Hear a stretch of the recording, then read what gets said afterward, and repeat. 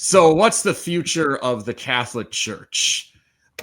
Today, I'd like to wrap up the this four-part series we've done on the election of the new pope by taking many of the principles that we've applied in the previous four episodes and getting into sort of the ground level for the march forward into history. This is Eric Slaywick, the UWM Penn guy. This is Alex Birks. And this is Penn Guy Perspectives. As always, if you like what you're seeing, I would ask that you hit like and subscribe in order to help the channel grow. So, we were talking about the Second Vatican Council, and that is an example of the value of, I mean, from one perspective, the value of a magisterium, from another perspective, the pitfalls of the magisterium. So what do you kind of see as the potentialities given the culture of the time today and the fact that we already kind of established that Leo XIV is going to be sort of like Francis Light, a reformer and a progressive of sorts, with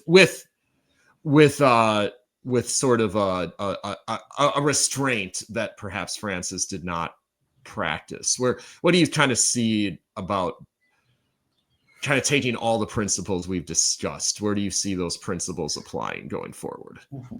Personally, I see the church just coming off of an episcopate and a papacy that was sort of confusing. You know, Pope Francis personally, in his private capacity, said a lot of things that kind of made you raise your eyebrows. And that was his style. That was intentional. He did kind of just shoot off at the hip, but that was how he ran his papacy. And he liked that spontaneity. He liked that sort of more energetic, a little bit non-traditional, sort of role. And he said a lot of things that I think, take it or leave it. I think it was well-intentioned, but led to quite a bit of confusion.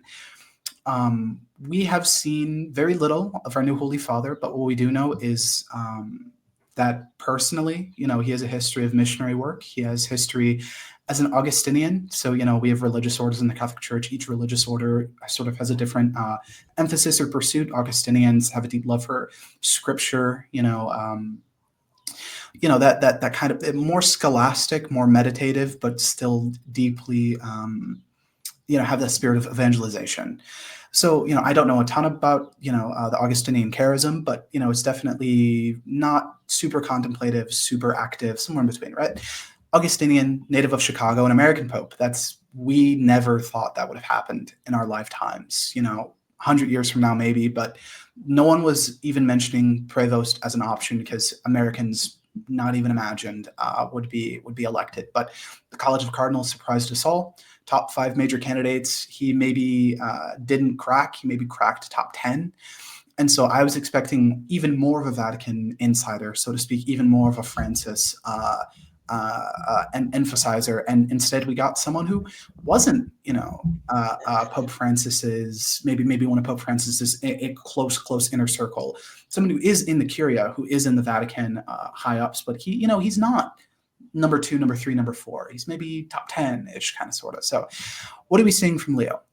We see a deep love for Pope Francis and Pope Francis's pontificate and Pope Francis's ministry. We don't necessarily see a lot of Pope Francis's stylistic choices from Leo. He doesn't necessarily emphasize the absolute bare simplicity of a lot of Pope Francis's personal style. So Pope Francis, one of the big things we've noticed right away is when Pope Francis came out, he wasn't wearing what's called a cupola, which is kind of that red cape, and the red stole. It's quite ornate. He also wore his regular silver chest cross. Its official name is pectoral cross. He walked out, and that was an obvious right away statement that he's not going to quite be in line with presenting all of the traditions. Pope Leo walked out a couple days ago, and he was wearing the cupola. He was wearing a nice gold pectoral cross. It actually had the relics of St. Augustine and his mother, St. Monica, in it, which had deep significance for him as an Augustinian. He was wearing the stole right off the bat. So a bit of a different, tone he's setting already. He didn't choose the name like we thought the next pope was going to take, Pope Francis II. He went with Leo, still about that the social aspect, but not exact continuity. In his first mass, we saw not threadbare vestments, but simple vestments, but still with a bit of ornamentation that kind of complemented his office.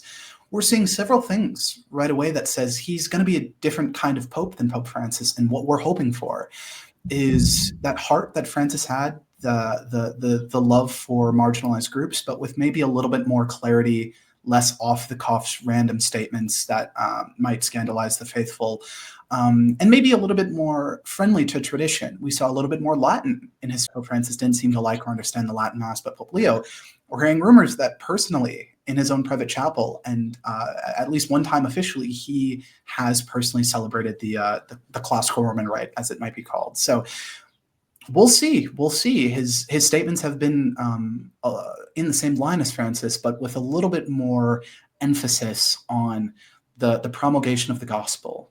How can we face all of these issues as, first and foremost, as Christians? How can we live the gospel, preach the gospel, confront the world in the spirit of the gospel? Okay. And so in terms of the things we had talked about in previous episodes about the papacy as a diffusion of authority and a thread continuing the I guess this is as good a time as any for me to kind of lay out my conception of the idea that we would, I assume we would agree on, of the what you can call the thread of redemption through the history of the scriptures, where you would have the messianic promise that was given to Abraham, Isaac, and Jacob run continuously from Abraham, and in some ways all the way back to Adam and Eve. So then that through many ages, you would have the many threats to, like, Satan would try to stamp out the line of Messiah many times, but ultimately, and one time it got down to just a single baby in Jerusalem in the divided kingdom of Judah, with one wild-eyed queen mother trying to eliminate the entire messianic line, and God still preserved it.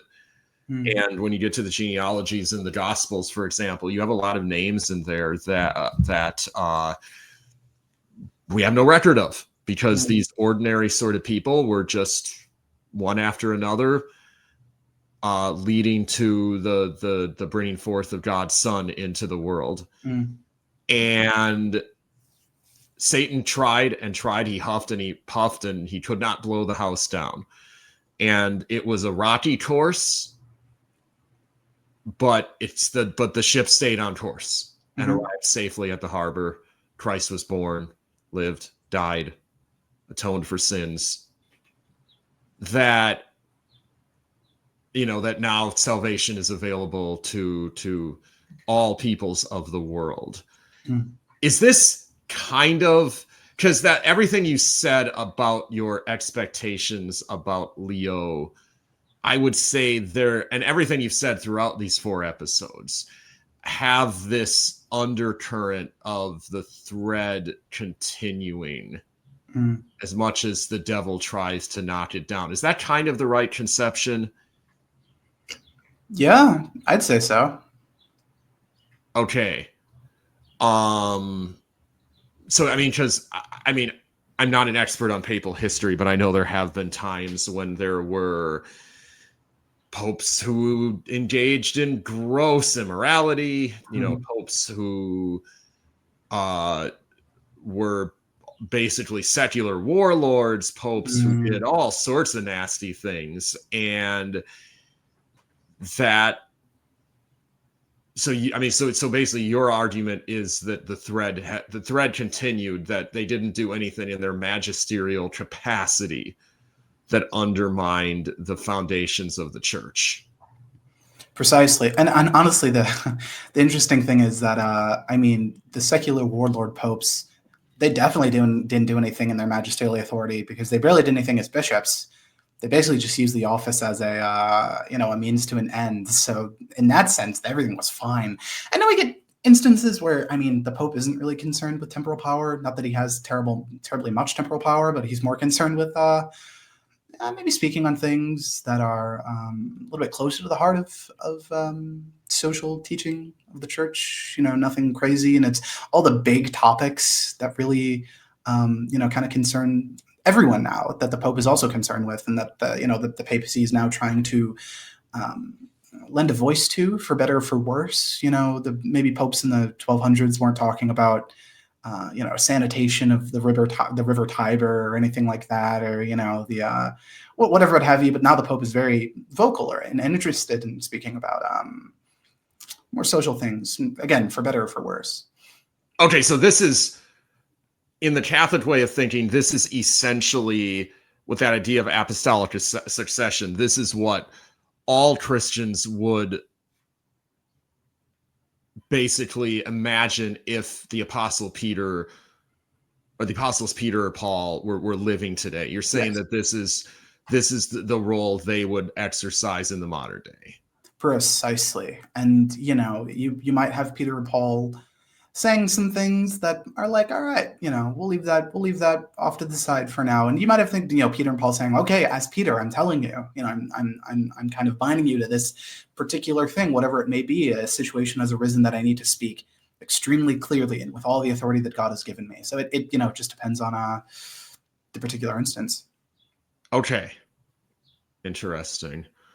So really, at the end of the day, the distinction between Catholics and Protestants or Orthodox on this matter it isn't so much that these are principles and ideas everyone would agree with. It's a matter of application. The unique contention is that this charism that Christ bestowed upon the apostles continued to be bestowed upon successors to the apostles. Yes. Okay. Yes. Go ahead. No, it's very useful when you have instances like Arianism cropping up. You have heresies burning through most of the church. You could have brief not on the Arianism, by the way, for anyone who's wondering, yes. was a heresy in the 4th century. That's what the Council of Nicaea was about, primarily saying that Christ was not absolutely equal to God the Father. He was of similar substance, but not identical substance. It's rather technical language, but basically, I've heard the Arians were kind of like the Jehovah's Witnesses or Mormons of their day, that right. Christ was something other than God. So this was really, really serious foundational stuff. Yes, and so you might have formed a council, but if you had an Orthodox ecclesiology, I mean, all the bishops are I forget the technical term, but they're all co-equal, basically, right? Like the highest Orthodox bishop has the same authority as another. So basically, you could just have different councils of bishops squabbling, and you could have an Arian council and an Orthodox council, and it'd be the same issue. But with the Catholic conception, whatever council that the Bishop of Rome formally sided with and formally proclaimed on behalf of is binding for the universal church. And you could not accept that claim, but then you would just be excluded from the universal church. So that's just one instance where it's nice to have a guy. He might not be the best guy. He might just be a regular guy. He might even be kind of a bad guy. But when he sits there, you know that you are hearing the voice of Peter in a certain sense. That kind of cuts through maybe a bit of the noise. Okay. All right. So I guess really this, I would affirm that Protestantism took the Western tradition down a much more individualistic route. I think so that whether you see this as a positive thing would depend upon whether you identify, America as the culmination of this as a positive, negative, or kind of mixed thing. But I think there is a direct lineage in thought between, no, not direct lineage, because the founding fathers weren't any manner of Christian at all, and they except for two of them, and one was a heretic, but that's beside the point. And they were drawing from three separate streams of thought. But I think you could say that Luther and Calvin and Zwingli and Hus and the others were... There was an inevitable breaking of this concept of the universal church as being manifested in a single institution, Mm-hmm. and a turn towards an orientation that would ultimately lead to the idea of the individual as the primary actor in history. I think that's a fair assessment, right? Yeah, absolutely. Now you can say that's for better or for worse, Right. but I think that does lay out sort of the two basic ideas that you have going on here, and you can identify these two possibilities as a difference between, you know, freedom and slavery, or order, or on the other side, order versus chaos. Right. I think the truth lies somewhere in between. Most likely. Yeah. But I think that's a pretty good sort of thumbnail in four parts of why this new pope and his election matter for Catholics, and why you had tens of thousands of people screaming and cheering and flying flags. Right. And no, Wolf, go ahead and finish your point. That was actually just that was about what I had. Okay. And I will say, on a purely personal or emotional level, to be a part of something that is so universal. And we were talking a while ago, and I was saying how it's so beautiful that Christ tells his apostles to go and preach to all nations. And when you go to that live stream of the Habemus Papam, we have a Pope announcement. You see, dark black sub-Saharan Africans. You see Northern Europeans, Asians of every variety, Americans, okay, so on and so forth, right? And it's beautiful to me, the idea that no matter who walked out onto that balcony, everyone was overjoyed.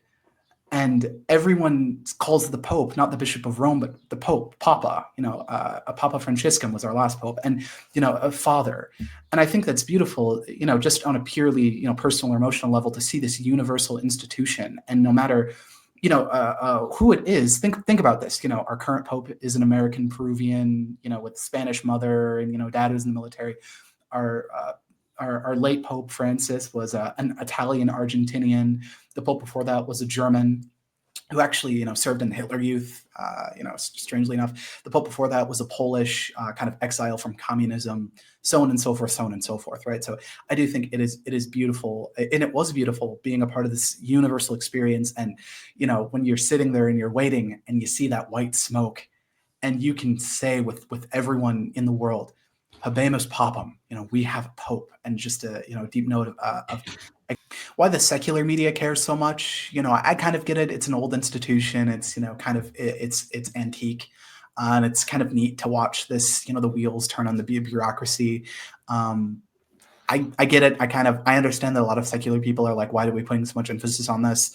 I care, obviously, for obvious reasons, but it's just interesting seeing how what everyone thinks about the papal elections says a lot about them, not necessarily a lot about the papacy. Well, I would even say that, that not to make too obvious of a point, but roughly 1 out of every 7, like 6.5 humans on the planet is Catholic right now. Right, yeah. So that I had even in the days before the papal election, I had even suggested that this, at the end of the day, this election may be as significant, if not more so, at least on the level of the lives of those 1 in 6.5, as the American election was in November. Because whoever had won in November, they certainly have more power and authority at their command now than any other person on planet Earth in an earthly sense. But nothing Donald Trump says or does outside of a very small segment of his conservative base, is going to fundamentally alter. Like no one is looking to him as the head of America in the way that Catholics model themselves and look to and hear the words of the Pope. And it's also a strange institution because Robert Prevost is the first American ever elected or ever to reign as a monarch in history. It's crazy. It's never happened before. And so it's a historic moment for the church. It's a historic moment for the world also. And, it's a weird institution because he, ideally, unless something catastrophic happens or if he resigns, he's going to spend the next 20 years publicly aging and dying on the world stage. And no U.S. president is going to do that, is going to assume office and live, suffer and die in their office. As both Supreme Monarch of Vatican City, which is something we don't talk about. They are the Monarch of Vatican City, and they have absolute power there, but also as the shepherd that we look to. And so, it does kind of make you sit back and think something like the British monarchy, but has a lot more global influence. It's a very interesting thing at the very least. Yeah, and I think I'll close it out on that monarchy point, and hopefully at some point in the relatively near future, we can do a series on the question of monarchy. Right. At which time we can pick up on some of the themes that we dropped in this brief series. Absolutely. Because a lot of there are frameworks. Even today, I've noticed that there are frameworks that we're both operating within intellectually, philosophically, theologically, that are the foundation of what we build, if that makes sense. Like we're starting from certain assumptions about how God works, about how government should be, about how the church should be. They're obviously not identical, but they have common patterns. And I think at some point, delving into that could be valuable. So hopefully, I can't promise anything, but hopefully if you keep up with this channel in the future, you can get a series about the question of monarchy and government inside and outside of the church. So until next time, then, this has been Penguy Perspectives, and this is Eric Slaywick to the UWM Penguy. This is Alex Burks. And we hope you've enjoyed this brief and hopefully timely foray into what the papacy is for Catholics in the world.